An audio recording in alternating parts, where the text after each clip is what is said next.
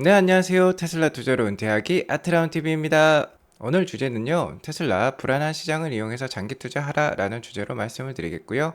일론 머스크가 올해 안에 자율주행 완성하겠다고 어제도 또 얘기를 했어요. 테슬라를 여전히 성장주로 일컬을 수 있는 이유라고 할 수 있겠죠. 자율주행. 올해 안에 완성하겠다고 하니까 한번 알아보도록 하겠습니다. 오늘 미국 증시 현황부터 살펴보고 가도록 하겠습니다. 저번 주 금요일 날 잭슨홀에서 연준 의장의 뿅망치 발언이 있었죠.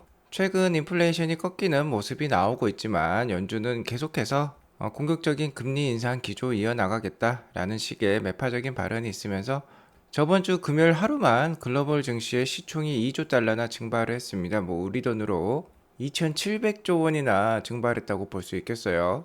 자, 그런 발언에 따른 후폭풍으로 오늘도 장이 좋지는 않았습니다. 성장주가 많이 포함된 나스닥 같은 경우는 1%가 넘게 하락했고 S&P 500도 0.67% 하락했습니다. 다만 나스닥은 12,000선, S&P 500도 4,000선을 지켜내는 모습을 보여주고 있고요. 이러한 연준 의장의 매파적인 발언에 따라 월가에서는 다음 달 9월 21일에 FOMC 회의에 따른 기준금리 인상 발표가 있겠죠.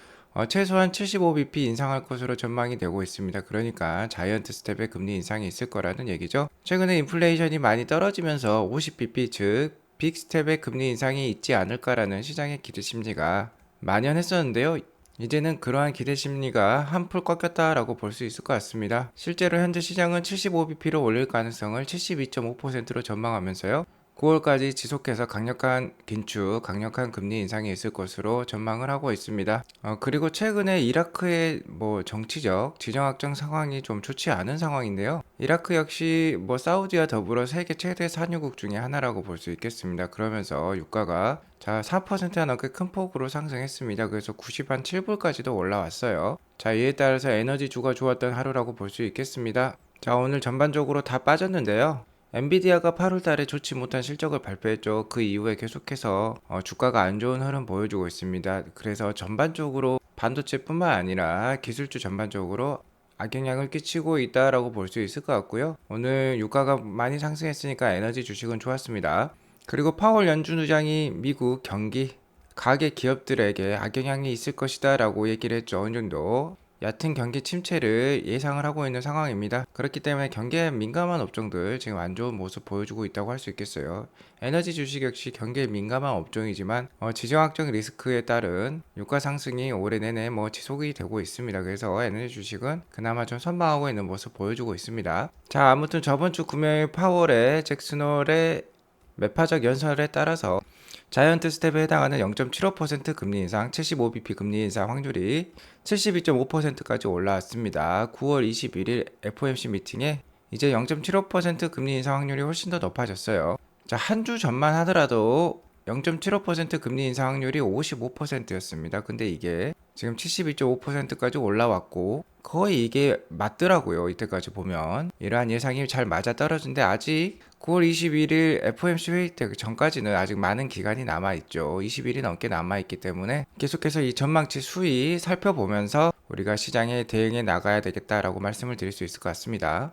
아무튼요, 제가 지금까지 11월 8일에 미국의 중간 선거가 있죠. 우리나라로 따지면 국회의원을 뽑는 총선이라고 볼 수 있겠습니다. 아주 중요한 선거라고 할 수 있겠죠. 미국의 바이든 정부가 이기려면 증시의 부양까지는 아니지만 너무나도 급한 급락이 있으면 안 될 것 같습니다. 그렇기 때문에 연말로 갈수록 금리 인상 속도 조절될 가능성이 제가 높다고 말씀을 드렸죠. 어쨌든 올해 타깃은 한 3.5에서 4% 정도의 기준금리를 FOMC는 미국 연준은 목표를 가지고 있다고 볼 수 있겠어요. 현재 2.5% 정도 수준인데요. 자, 9월 FOMC 회의 때 자이언트 스텝에 해당하는 0.75% 금리 인상 확률이 높다고 했죠. 자, 그렇게 되면 미국의 기준금리가 3.25%까지 올라가요. 그러면 타겟치가 3.5%, 4%니까 향후에 있을 11월, 12월의 FOMC 회의 때는 0.25에서 0.5% 금리 인상 확률이 높아질 것으로 생각이 됩니다. 어쨌든 9월까지는 매를 일찍 맞는 편이라고 할 수 있겠고요. 11월부터는 좀 더 속도가 잦아들 수 있겠다, 완화될 수 있겠다라는 기대감을 가지고 어느 정도 대응이 필요할 것으로 봅니다. 자, 그리고 오늘 유가를 보면 어느 정도 100불에 근접한 유가 인상이 지금 보여지고는 있어요. 하지만 8월 전반적으로 봤을 때는 유가가 90에서 95불 사이에 평균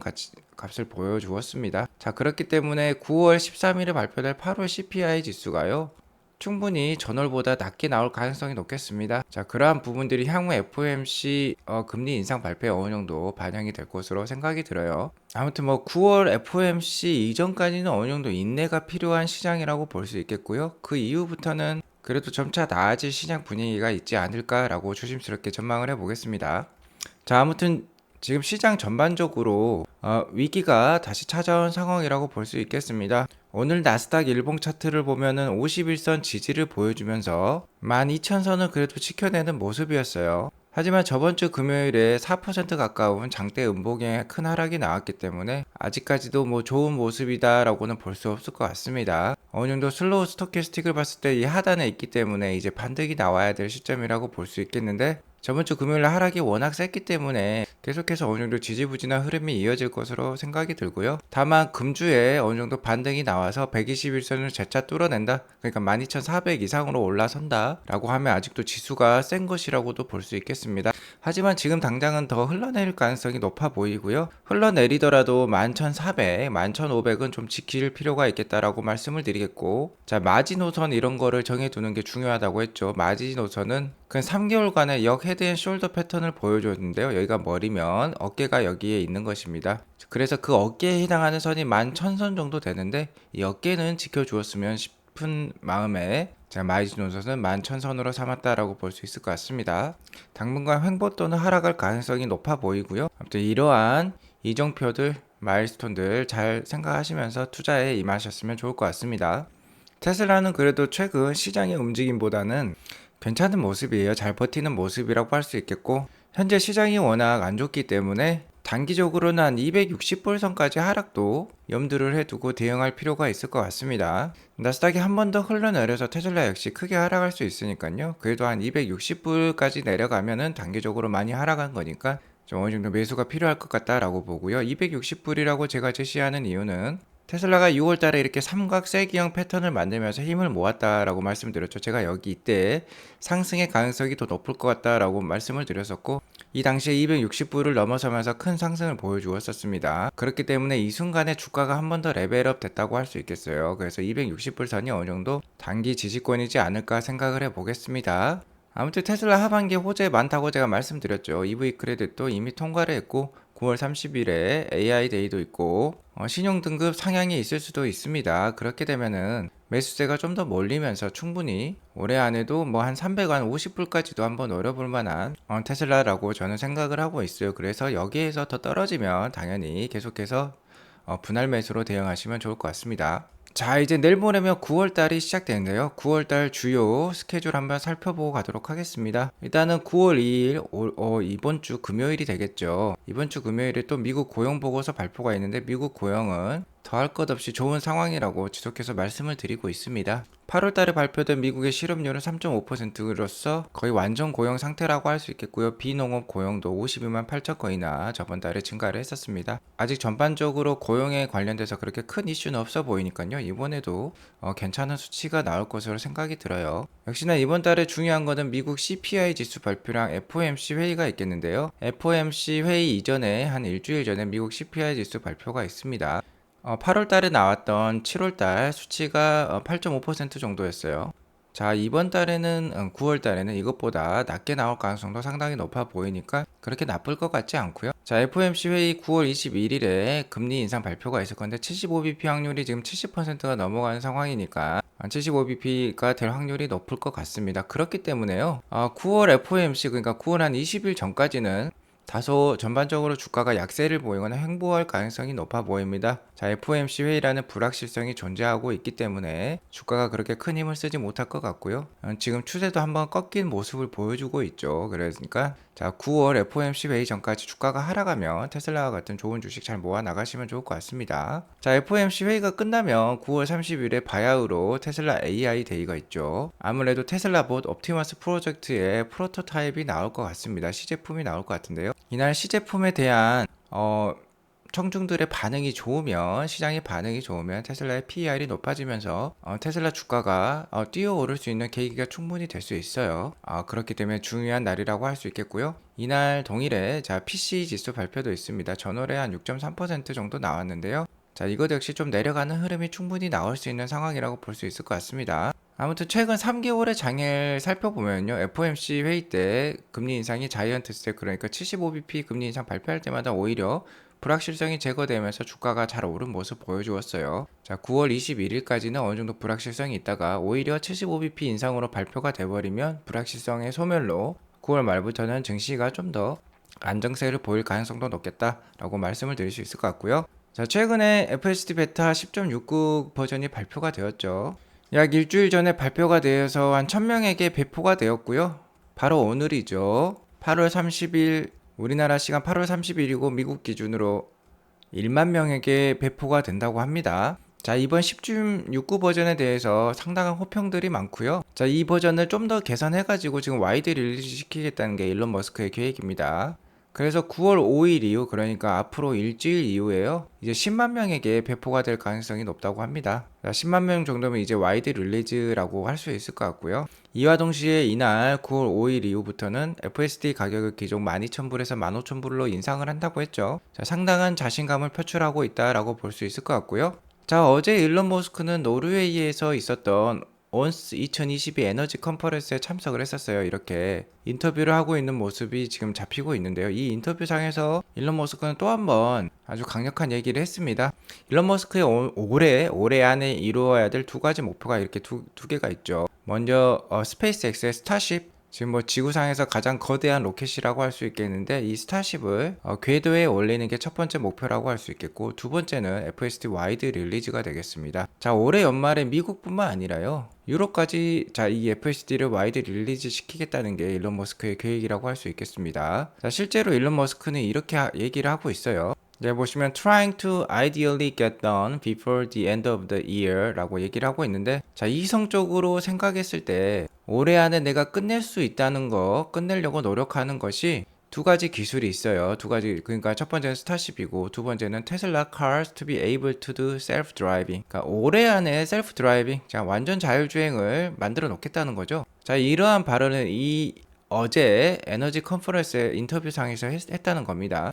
테슬라는 2022년 말까지 미국과 유럽에서 자율주행차를 달성하기 위해 노력 중인데 충분히 할 수 있다는 듯이 지금 얘기를 하고 있고요. 10.69.1 버전은 오늘 뭐 10,000명이 넘는 사람들에게 출시가 되고, 10.69.2 버전은 다음 주에 상당히 개선된 버전으로 10만 명에게 배포가 될 것으로 지금 생각이 되고 있어요. 자, 그렇게 되면 바야흐로 올해 연말에 버전 11이 나오면은 정말 이제 유럽에도 출시할 수 있는 FSD 베타가 될 것 같은 예감이 들고는 상황이라고 볼 수 있겠습니다. 다만 유럽의 경우는 법규가 다르기 때문에 그런 것들은 또 감안을 좀 해야 되겠죠. The two technologies I'm focused on trying to ideally get done before the end of the year are getting our Starship to orbit, which I think is important for expanding consciousness beyond Earth and life beyond Earth, and then having the Tesla cars be able to do self-driving.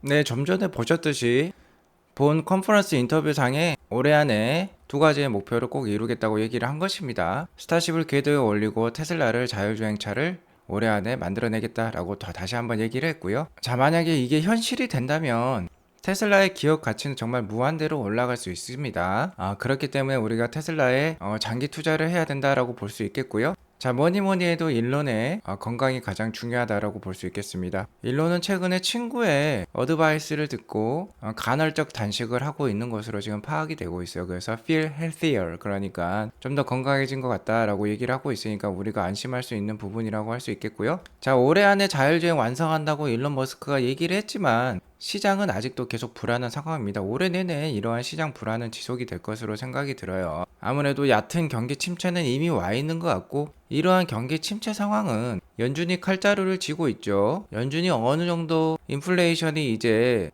감내할 만한 수준으로 완화가 되었다라고 하면 그때부터는 다시 한번 뭐 돈풀기라고 하죠. 그런 것들을 시작할 것입니다. 그러면 다시 한번 시장은 강력한 상승을 보여줄 수 있겠죠. 그때 되면 테슬라와 같은 주식이 가장 크게 오를 가능성이 높습니다. 자, 그런 날을 기다리면서 계속해서 테슬라 투자를 해야 되는데요. 시장은 여전히 계속해서 좀 불안할 것이기 때문에 이러한 시장을 이용할 필요가 있겠습니다. 테슬라의 MDD 값을 살펴보면 테슬라가 작년 11월 달에 뭐 1200불 이상을 찍었었죠. 그러니까 3대1 주식 분할을 통하면은 1200불이 이제 400불대가 되겠죠. 자, 이때 고점을 기준으로 해서 그 하락률을 살펴보면요. 최근 테슬라 주가가 280불대를 보이고 있으니까 30% 정도 지금 MDD 값을 갖고 있다고 볼 수 있겠습니다. 다만 테슬라는 정말 많이 빠질 때는 60%까지도 빠질 때가 있었어요.